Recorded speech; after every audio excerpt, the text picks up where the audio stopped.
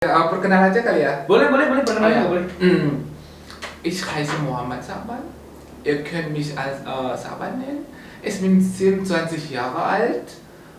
Ich bin am 27.01.1994 geboren. Ich komme aus Kayu Laut, Mandailing Natal.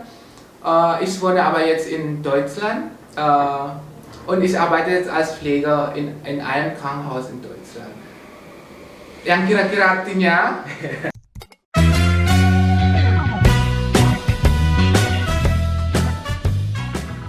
Halo semuanya, assalamualaikum warahmatullahi wabarakatuh. Selamat pagi, siang, sore, dan malam buat semuanya menonton video ini. Kembali lagi di Unggul Talks Podcast.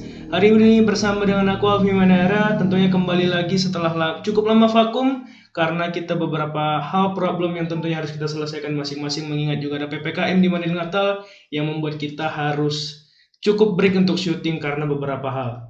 Hari ini kembali lagi tentunya kita bakal membahas atau mungkin mengundang orang-orang spesial seperti episode-episode sebelumnya. Kali ini kita mengundang orang yang cukup terkenal, cukup dikenal banyak orang, dan saat ini mungkin dia udah jarang banget ada di Indonesia. Saat ini dia lagi sedang berada di Jerman ya Bang ya? betul sekali. Assalamualaikum warahmatullahi wabarakatuh. Ya, waalaikumsalam. Hari ini ada Bang Sakban. Jadi Bang Sakban ini itu adalah orang Kayu Laut, orang Mandailing Natal, putra Mandailing Natal yang saat ini sedang berkarir sebagai apa Bang? Perawat di Jerman. Oke, nanti kita bakal ngulik-ngulik banyak banget dan tentunya bakalan juga ada beberapa hal yang bakalan kita bahas seperti tadi aku juga udah bikin Q&A di Instagram yang bakalan aku jawab dari beberapa pertanyaan-pertanyaan yang bakalan kita bahas hari ini. Oke, kita bakalan bertanya dulu sama Bang Sakban. Halo Bang Sakban, sehat ya? Alhamdulillah sehat. Kapan sampai di Indonesia? Sebenarnya sampai di Jakarta ya tanggal 25 Agustus, tapi kan karena peraturan dari negara kita yang mengharuskan orang yang pulang dari luar negeri isolasi mandiri di hotel di Jakarta, jadi nyampe di sini hari Kamis ya tanggal 2. Tanggal 2 berarti sampai di Indonesia tanggal 2. Enggak, sampai di Kayu Laut. Kalau di Laut. Jakarta kemarin tanggal 25 Agustus. Oh, berarti berapa lama di isolasinya tuh? 8 hari. 8 hari di isolasi. Berarti cukup bosan juga Iya. ya isolasi. Selama di Jerman ada pernah isolasi juga sebelumnya? Selama di Jerman belum pernah, alhamdulillah. Belum pernah ya, alhamdulillah sekali. Karena posisi yang kita dengar sebagai seorang perawat gitu ya, apalagi di Indonesia kalau udah berbau kesehatan pasti tidak jauh-jauh lagi dari COVID gitu kan. Betul. Menanyain soal keberangkatan Abang, udah berapa lama di Jerman Bang? Udah 4 tahun sebenarnya, ya 4 tahun sih. 4 tahun di Jerman? Ya. Wah, berarti udah lama juga gak pulang kampung ya? Betul sekali. Kangen gak sih sama Indonesia? Kangen, tapi ya mau gimana lagi dengan kita kan sebenarnya udah dari tahun lalu ya mau pulang, tapi kan karena ada COVID. Ya. Jadi tidak memungkinkan untuk pulang. Oke, jadi hal yang paling dikangenin apa tuh selama di Jerman? Kayak apa yang paling Kalau diingat gitu? sebenarnya sih makanan ya. Makanan. Ya. Emang kenapa bedanya makanan di Eropa sama di Indonesia sendiri apa? Namanya lidah kampung ya. Jadi kan kalau sukanya kan makan daun singkong. Di Jerman gak ada. Ya. Cukup memang menarik ya karena nggak ada sama sekali di Jerman. Tapi awal mulanya Bang ke Jerman tuh gimana? Maksudnya apakah itu memang udah cita-cita dari awal atau mungkin hanya kebetulan? Sebenarnya ada kebetulan, ada cita-cita dari awal juga. Jadi kan sebelum berangkat ke Jerman udah kuliah di Unimed jurusan pendidikan bahasa Jerman.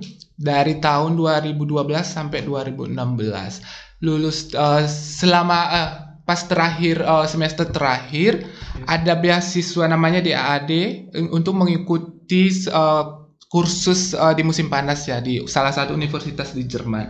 Terus iseng-iseng ikut daftar tuh, terus tiba-tiba menang. Oh, berarti lebih tepatnya ada cita-cita terus iseng-iseng daftar juga. Ya, terus ikutlah 1 bulan kursus di Jerman 2016, terus balik lagi lanjut skripsi lagi. Lanjut skripsi, terus habis itu lulus, pengangguran. Terus ada lagi tawaran ikut beasiswa S2 pendidikan bahasa Jerman ke Thailand. Ya di Bangkok, kalau nggak salah namanya Universitas Ramkhamhaeng di Bangkok.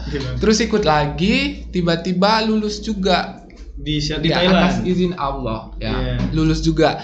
Tapi yang apa ya namanya?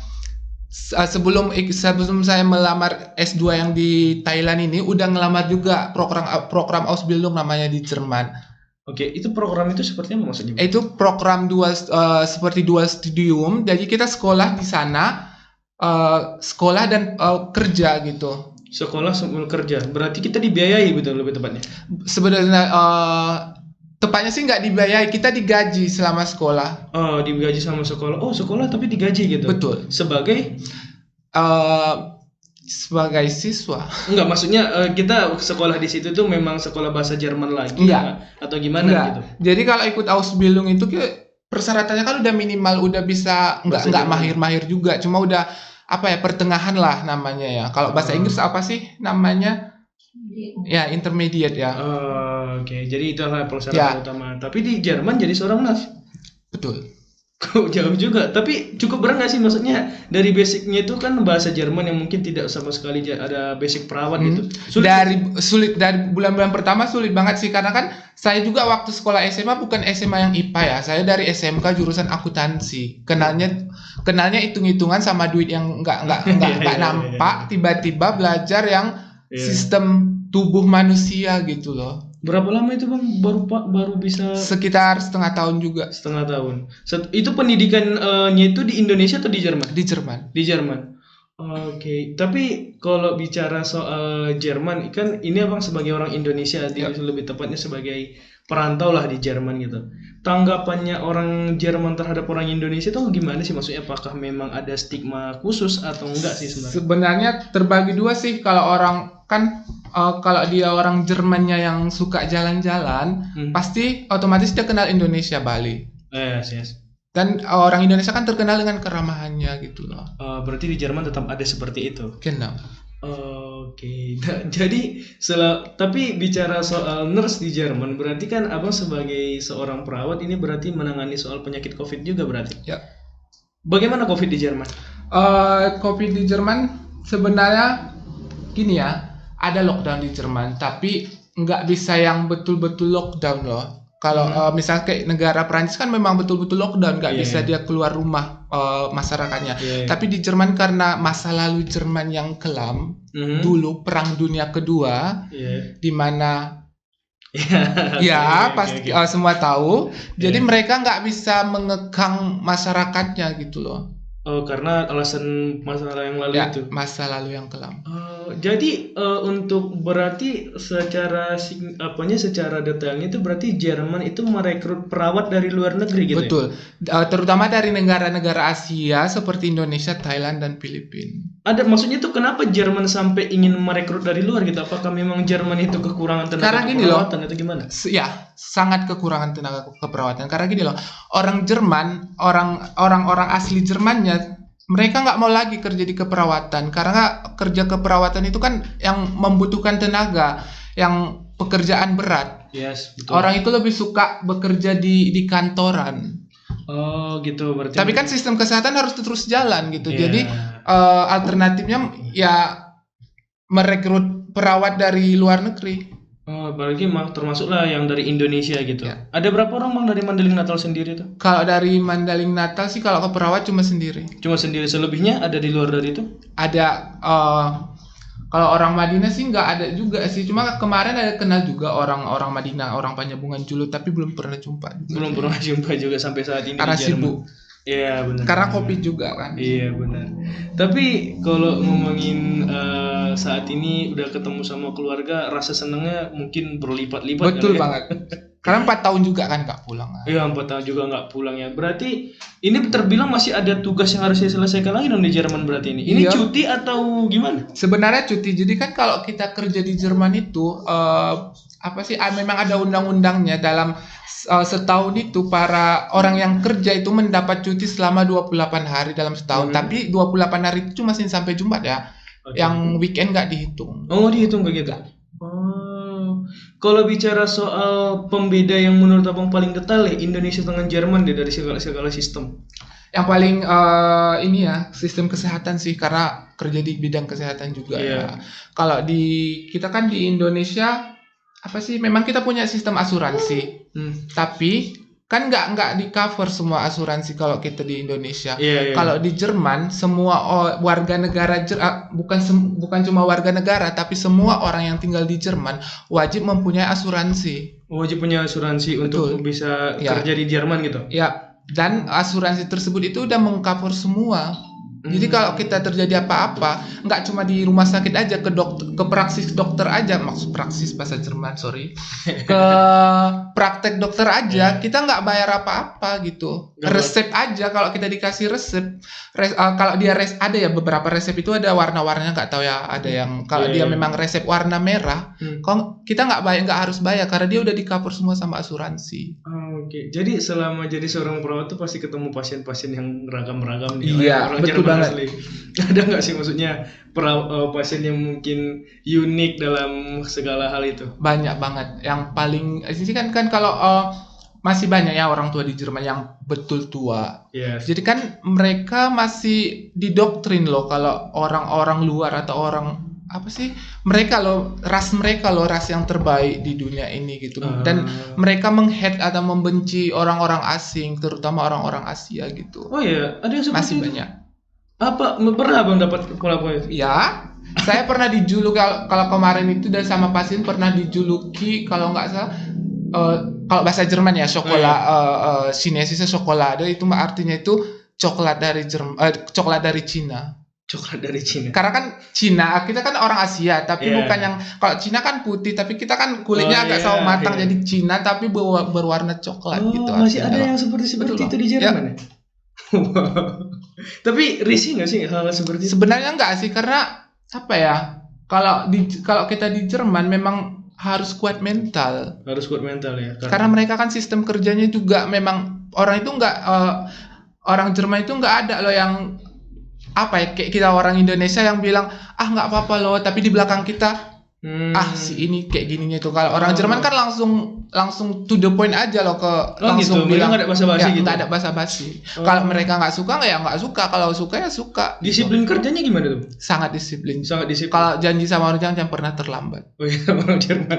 Kalau terlambat langsung ditinggal. Oh iya, serius. Kalau misalnya keterlambatan yang mungkin kita sebagai seorang karyawan itu kalau karyawan ya Abang lah letaknya sebagai seorang perawat gitu, terlambat lah misalnya datang. Kalau sesekali nggak apa-apa juga, tapi bukan berarti keseringan gitu ya. Karena kan orang Jerman terkenal sih dengan kedisiplinan atau tepat waktunya gitu. Oke. Nah, Jerman tuh kan negara yang terbilang negara komunis ya, Bang ya. Negara yang tapi sekarang nggak lagi. Tapi sekarang nggak ada lagi ya.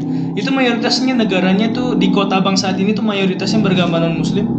Enggak. Karena kan orang Jerman nggak ngurusi kalau kau mau Muslim mau sholat atau enggak, ya kerjain, yang penting kau kerja kewajiban kau gitu. Oh gitu. Mereka nggak peduli sama soal agama gitu? Enggak. Berarti agama itu bukan identitas yang paling utama di Jerman? Bukan. Oh, berbeda sekali dengan Indonesia ya. Kalau di Indonesia mungkin agama adalah hal yang paling utama gitu. Enggak, kalau di Jerman kalau kau memang bisa mereka mengakui. Kalau memang kau nggak bisa ya enggak. Oh, begitu. Jadi selama Abang di Jerman itu berarti mungkin banyaklah ketemu dengan ada orang Jerman asli itu yang Muslim, Bang? Ada, tapi yang biasanya orang Jerman yang Muslim itu ada juga yang saya kenal. Biasanya itu orang Jerman yang menikah dengan contohnya sama orang Indonesia dan dia masuk gitu, Islam, di mu'alaf lebih tepatnya. Ya, banyak. Banyakannya seperti itu. Untuk beribadah sendiri itu kalau beribadah masing-masing di rumah aja sih. Karena gini loh, karena mereka apa sih?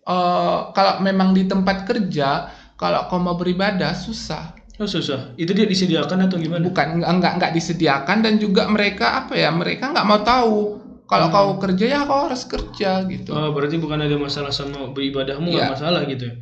Nah, kalau misalnya tentang sholat Jumat gitu. Kalau sholat Jumat ada, karena di Jerman banyak sekali masjid. Ada juga masjid Indonesia di Jerman, di salah satu kota di Jerman yang namanya Frankfurt. Ada masjid Indonesia, dan juga di kota Köln. Kalau bahasa kita apa ya, Cologne. Iya.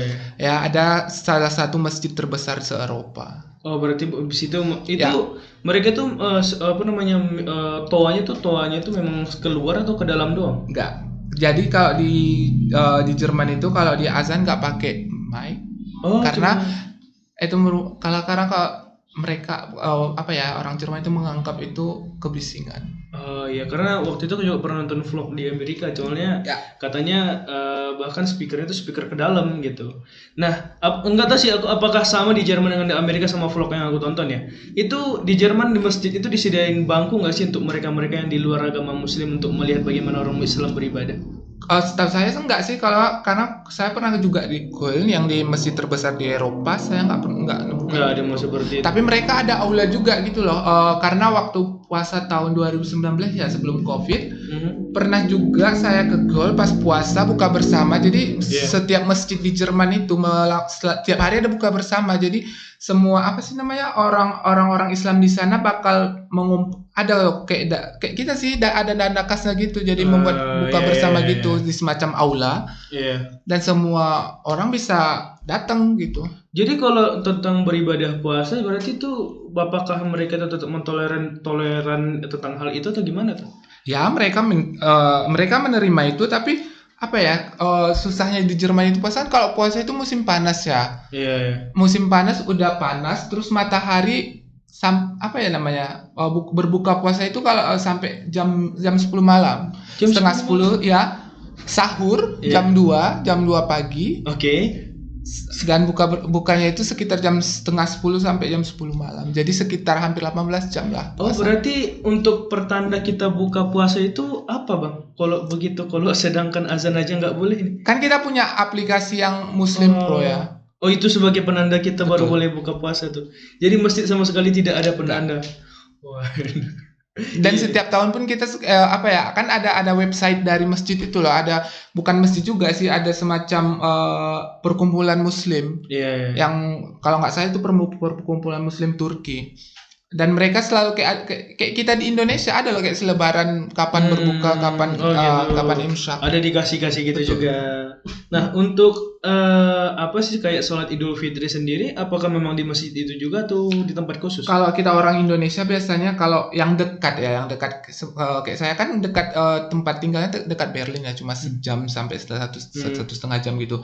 Jadi setiap tahun itu kedutaan besar Indonesia di Berlin itu selalu mengadakan silaturahmi sekaligus sholat Idul Fitri dengan orang Indonesia. Betul. Tapi sudah 2 tahun kok, tahun ini juga ada sih, tapi harus daftar online gitu, cuma dibatasi jumlahnya karena COVID. Gara-gara COVID. Oh, begitu. Nah, untuk ini kan banyak orang yang mengatakan rasa nasionalisme itu akan muncul ketika kita ada di negara lain. Itu betul nggak sih, Bang? Betul banget. Kenapa coba? Bang, aku penasaran banget kata-kata itu tuh. Apa sih? Kalau di sini kan kita kan tinggal di sini gitu loh. Kita tinggal di Indonesia. Bukan apa sih, kalau misalnya apa ya contohnya? Susah juga ya. Hal yang mungkin melekat banget deh sama Indonesia ada di Jerman, bikin mungkin abang kayak wah ini yang nggak pernah, udah lama banget nih nggak kelihatan gitu. Sih kalau misalnya 17 Agustus sih. Kalau di sini kan males gitu loh pergi upacara kalau 17 Agustus ya. Tapi kalau di sana? Kalau di sana kan kalau udah mau 17 Agustus kayaknya senang kali kalau mau upacara ke kedutaan. Oh, ada upacara di kedutaan? Ya. Oh, jadi memang ada upacara di sana. Selalu ada. Itu abang pernah ikutin? Selalu ikut. Rasanya gimana sih, maksudnya nyanyiin lagu Indonesia Raya di negara? Kayak senang banget gitu. Kalau di sini kan waktu sekolah setiap Senin gitu loh. Iya. Tapi kalau di sana kan cuma sekali setahun aja. Pas 17-an Agustus aja. Itu memang kayak rasa nasionalisme itu terbangun dari sana. Betul banget. Wah. Hal apa yang paling dikangenin dari Indonesia? Kalau dari Indonesia ya, yang dikangenin, yang paling bikin kayak wah ini nih udah lama banget nih gitu, di lain masakan deh gitu, mungkin kebiasaan. Kalau kebiasaan nggak ada juga. Bukan nggak ada, cuma kan karena saya udah lama di Jerman juga. Kalau apa ya, kalau bukan, lebih ke itu sih, makanan sama keluarga aja. Oke, baik kalau begitu, Bang. Atau apa ya? Ya mungkin kayak wah ini udah lama banget nih nggak ada di Jerman nih, sampai di Indonesia baru wah udah lama banget ya nggak ngeliat, kayak misalnya naik angkot misalnya Salah satunya. Salah satunya ya. Terus naik sepeda motor. Oh ya? Yap. Serius? Emang di sana nggak ada? Ada. Cuma kan kalau di sana lebih sepeda motor yang motor gede ya, yang BMW ya. Oh ya. Tapi Terus kan kalau di sana naik sepeda motor kan nggak bisa setiap waktu juga, karena kan karena di sana kan 4 musim, nggak mungkin juga kita naik sepeda motor musim dingin kan. Iya, tapi menarik nih soal itu 4 musim kan, itu berat nggak sih? Berat ya? Karena kayak musim dingin tahun lalu juga paling berat sampai minus 25 derajat. Wow.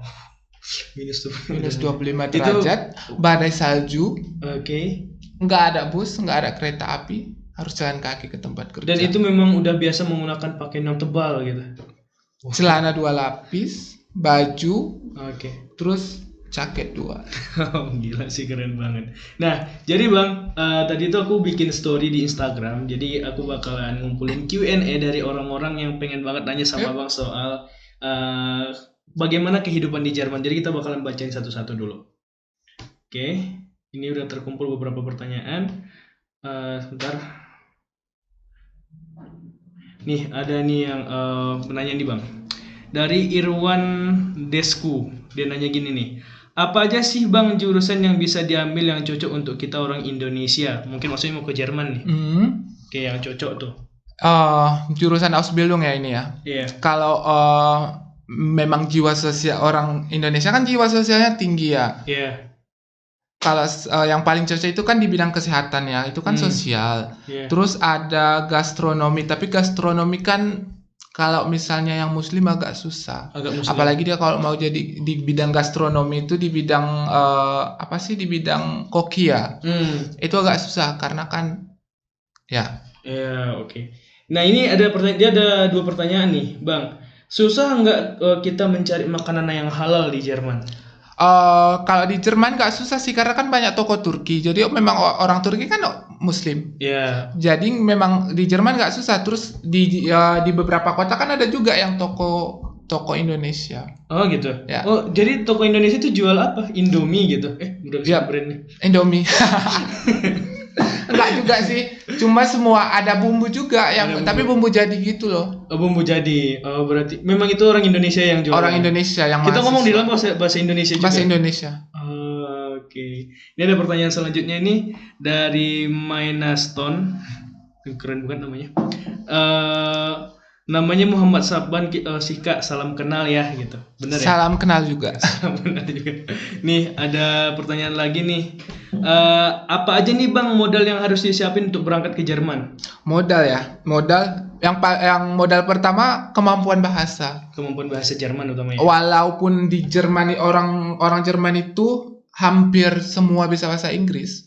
Tetapi mereka nggak mau menggunakan bahasa Inggris. Nggak mau menggunakan bahasa Inggris, tetap menggunakan bahasa Jerman. Ya. Oke. Nah, ini tadi masih bersambung, ada pertanyaan selanjutnya dari Deddy Syaputra masih mengenai bahasa. Bahasa Jerman tuh lebih identik dengan bahasa apa sih, Bang? Maksudnya mungkin kalau bahasa Jerman ya, bahasa Jerman lebih identik dengan bahasa Inggris sama bahasa Belanda. Oh, dicampur gitu. Karena kalau bahasa Inggris karena kan rumpunnya itu Germanistik ya. Baru Germanistik kan nanti dibagi-bagi menjadi bahasa Jerman, bahasa Inggris, bahasa Belanda gitu loh. Bahasa Swedia kalau nggak salah. Terus kalau kata-kata dalam bahasa Jerman ini banyak sekali yang mirip dengan kata-kata bahasa Inggris. Cara penulisan cuma beda cara membacanya gitu loh. Karena kan kalau bahasa Inggris kan beda cara penulisan, beda cara membaca. Tapi kalau bahasa Jerman ini ditulis itu dibaca. Oh gitu, sama seperti Indonesia berarti. Cuma ada beberapa kata misalnya yang jumpa dengan dibaca I. Yang misalnya yang ada vokal dalam bahasa Jerman yang U.2 di atas, O.2 di atas. Oh, itu ada tulisan-tulisan. Ya, itu namanya umlaut. Jadi misal kalau U biasa kan kita bilang U aja. Kalau dia U.2 di atas itu antara U sama O jadi I. Oke. Ya. Nah, ini pertanyaan terakhir dari Deddy Saputra juga, katanya di Jerman suksesnya di kerja apa, Bang? Suksesnya di bidang apa? Kalau di Jerman, maksudnya secara umum nih. Iya, suksesnya Abang kerja jadi apa nih di Jerman tuh? Lebih tepatnya mungkin pekerjaan Abang di Jerman. Ya. Jadi udah dijelasin ya dari awal tadi. Kalau saya ke Jerman kan ikut Ausbildung, program Ausbildung, kerja sekolah sambil kerja selama 3 tahun, program keperawatan NOS. Selesai tahun 2020 bulan 8. Jadi sekarang udah setahun kerja sebagai nurse. Oh, berarti yang 3 tahun belakangan ini masih pendidikan gitu ya? Kan, betul. Oke. Oke Bang, ini ada pertanyaan selanjutnya nih yang nanya, Bang coba ngomong pakai bahasa Jerman dong katanya. Oh, waduh. Perkenal aja kali ya. Boleh perkenalan boleh. Ich heiße Mohammed Saban. Ihr könnt mich als Saban nennen. Ich bin 27 Jahre alt. Ich bin 27.01.1994 geboren. Ich komme aus Kayu-Laut, Mandailing-Natal. Ich wohne aber jetzt in Deutschland und ich arbeite jetzt als Pfleger in einem Krankenhaus in Deutschland. Yang kira-kira artinya, perkenalkan, nama saya Muhammad Saban. Kalian bisa panggil saya Saban. Umur saya 27 tahun. Berasal dari Kayu-Laut, Mandailing-Natal. Dan untuk sekarang ini saya tinggal di Jerman dan bekerja sebagai perawat di Jerman. Itu tadi aku dengar pengucapannya cukup sulit ya Bang? Iya, karena karena bahasa Jerman kan banyak vokalnya ya. Terus kan memang lidah mereka kan beda. Jadi harus memang betul-betul. Dan mereka nggak bisa bilang R. Jadi gitu. Karena sekarang udah kelamaan di Jerman yang nggak bisa bilang R juga. Jadi lebih ke R. Jadi kalau misalnya itu kan kalau Mandarin tuh beda nada, itu beda arti kalau Mandarin. Tapi kalau Jerman kayak gitu nggak sih? Enggak. Oh, berarti itu misalnya beda pengucapan, beda arti itu doang? Iya, ada juga sih beberapa kata. Gitu ya. Nah ini Bang, terakhir nih sebagai penutup di podcast kita kali ini, sebagaimana saya sering mengundang bintang tamu itu ada namanya kayak tips atau mungkin tips and trick deh dari Abang, mungkin bagaimana memberikan semangat buat mungkin banyak nih mungkin ya orang-orang yang kepengen banget sekolah atau mungkin melanjutkan pendidikan di Jerman. Oh ya, tipsnya ya. Kalau ada mimpi, jangan pernah ditimbun loh mimpi itu. Harus diraih walaupun berat. Seperti saya dulu berangkat ke Jerman sangat berat. Karena kan orang tua cuma petani. Kita tahu ya kalau ongkos ke Jerman kan mahal. Tapi jangan putus asa, semua ada jalannya. Terutama yang paling penting itu jangan pernah bosan belajar bahasa. Jangan pernah bosan. Karena bahasa itu adalah bukan alternatif ya, alat untuk menghubungkan kita dengan dunia luar. Oke, ngerti sekarang. Bagus banget ini. Sepanjang tadi tuh aku kagum banget dengan cerita Bang Sakman selama di Jerman. Pokoknya aku kayak dapetin sesuatu hal yang baru gitu. Tapi hari ini bukan hanya aku dengar dari media, tapi dari orangnya langsung di samping aku. Makasih banget buat Bang Sakman udah hadir di sini. Udah luangin waktu, apalagi kabarnya dia udah mau kembali lagi ke Jerman ya. Minggu depan hari Jumat. Karena cuma seminggu aja di sini. Oh ya, cuma seminggu doang. Padahal itu biasanya orang Medan yang kesini, tapi kalau orang dari luar negeri pikirnya sebulan gitu. Tapi ya nggak apa-apa, kita doain buat Bang Saban semoga tetap sukses, bisa mengharumkan nama Indonesia, tetap ingat pulang kampung, jangan pernah bosan untuk balik ke Indonesia karena seperti katanya kita harus kembali ke rumah kita, di mana awal kita berdiri, di mana awal kita berpijak gitu. Thank you banget buat yang udah dengerin podcast, yang nonton podcast ini. Semoga kamu suka dengan episode-episode selanjutnya. Next kita bakal ngundang orang lebih kreatif lagi atau mungkin orang lebih keren lagi daripada yang saat ini. Mungkin nanti setelah episode selanjutnya. Terima kasih. Assalamualaikum warahmatullahi wabarakatuh.